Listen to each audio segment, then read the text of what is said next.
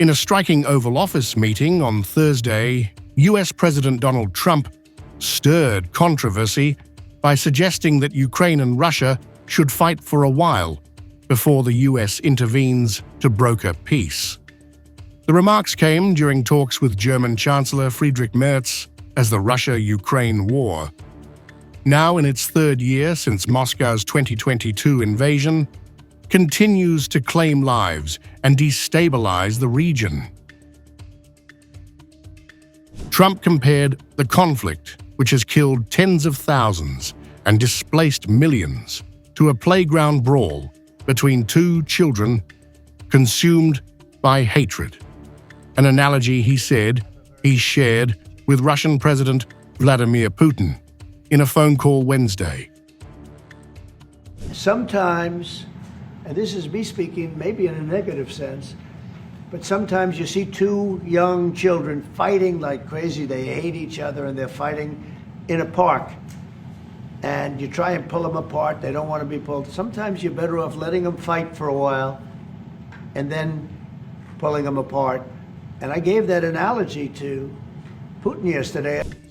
Trump hinted at a shift in US policy, suggesting sanctions on both Ukraine and Russia if the fighting persists, but offered no clear timeline.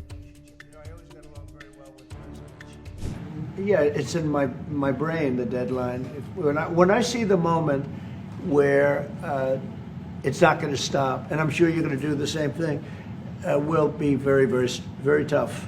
And it could be on both countries, to be honest. You know, it takes two to tango.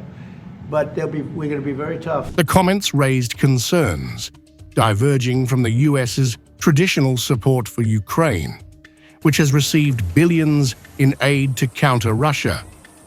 Merz, however, reaffirmed Germany's commitment to strengthening Ukraine's defense to pressure Moscow.